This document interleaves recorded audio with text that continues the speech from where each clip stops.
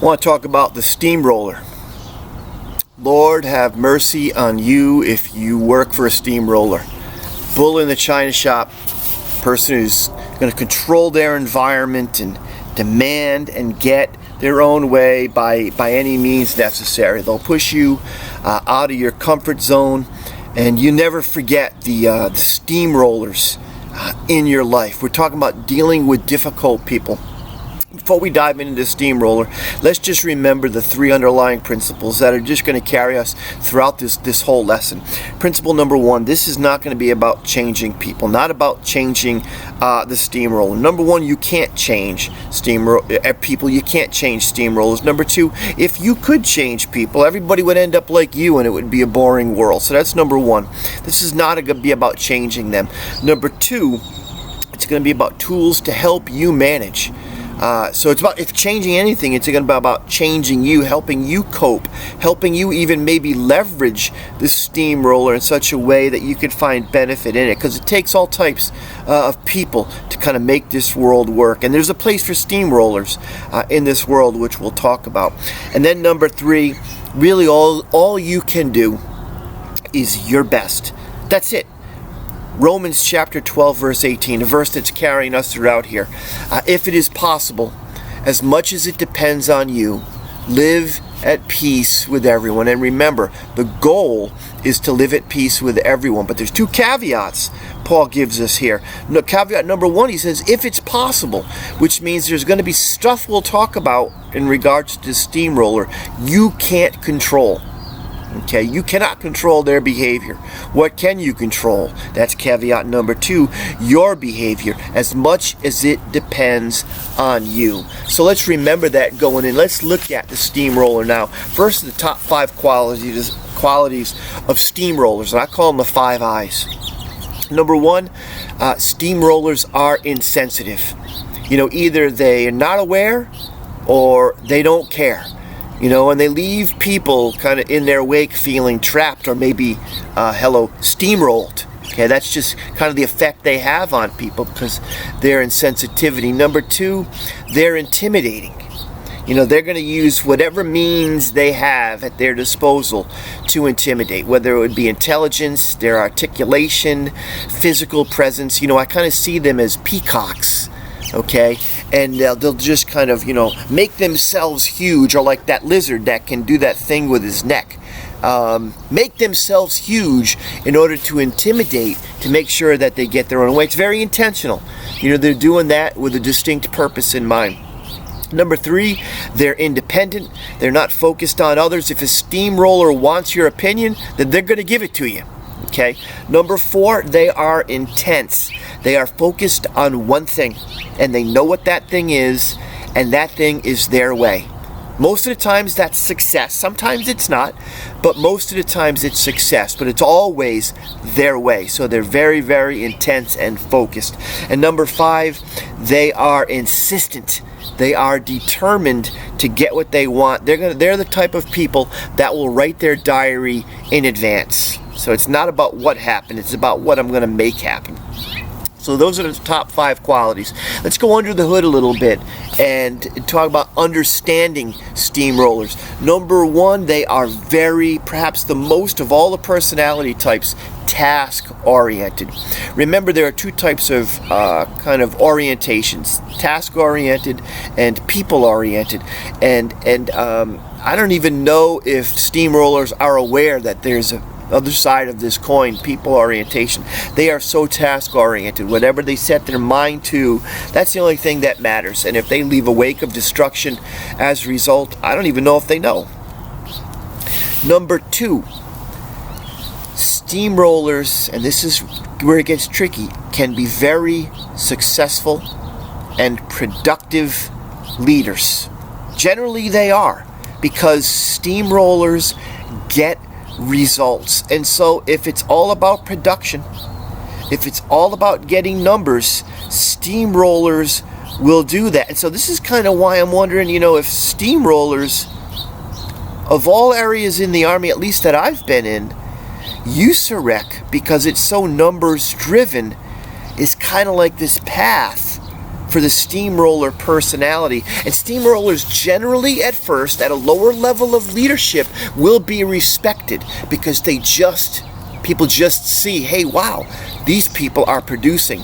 But the third quality of understanding steamrollers going under the hood is that not only are they productive, but they are also destructive.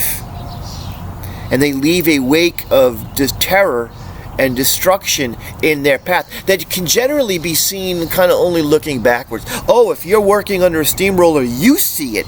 But the people above you generally don't until sometimes it's too late. So we need to be very aware of that, especially in USAREC. Yes, steamrollers can be productive, but they are also very destructive. And I often say this. I say you can tell a true leader not where they're going, but from where they've been, from what they leave behind. And if they're leaving behind a trail of healthy relationships, a healthy organization, people who want to come to work, hey, to me that's the thumbprint of a great leader. But if they leave behind an organization that maybe produce results, but people are bleeding, dying, angry, and looking for ways to get out of the organization of the army, that's not a leader. Okay, that's what they call toxic leader. Number 4, looking under the hood, is a steamroller avoids vulnerability. Steamrollers are very, very political, and they understand and they can read context and situations. And if a steamroller is looking at a situation where they might not be, or they might not be able to leverage their strength, they're gonna avoid that situation, or they're gonna find a way out of it, or to minimize their presence in it. They're very political and smart that way, and which leads us to the number 5 thing of kind of going under the hood of steamrollers, and that is steamrollers are vulnerable. There's a vulnerability there that in a lot of times this huge presence is trying to overcompensate for. Again, go back to the peacock. The peacock is just a smaller bird, but it's made to look really huge to kind of scare off the opposition or the threat. And in a way, that's kind of how a steamroller operates. They're going to come in, boom, boom, boom, guns a-blazing, chest puffed out, hopefully to just control the room and get what they want. But there is a vulnerability there, a brokenness that they're trying to protect. So we looked at the top 5 qualities of a steamroller, went under the hood a little bit. Now let's talk about 5 ways to deal with steamrollers. And number 1 is going to be maintain your composure. Identify the emotion. A lot of times steamrollers are going to make you feeling defensive or angry or afraid. Say to yourself, I'm feeling this right now. I'm feeling this right now. Breathe. Slow your heart rate down. You have to maintain composure so you're thinking clearly and you're able to kind of tap into your own strength in dealing with this. So if you see or you know you're going to have an encounter or an experience with the steamroller, you got to be very aware of what you're feeling and what your body is doing. Number 2 is focus on your body language. Now, there's a difference between being assertive and being aggressive. You don't want to pick a fight with a steamroller, but you do want to maintain eye contact with them. You know, you do want to kind of lean forward and into them a little bit so they know that you're not giving ground. Again, you don't want to get into their space so you're picking a fight. Steamrollers will fight back. That's just their aggressive personality. But if you're a little assertive and you stand your ground, then you might be able to kind of, hey, let them know that, hey, you know, I might need to respect or listen to this person. Smile, okay? Use their name. Okay, identify them by their name and just, you know, just remember the distinction, the subtle difference between being aggressive and being assertive.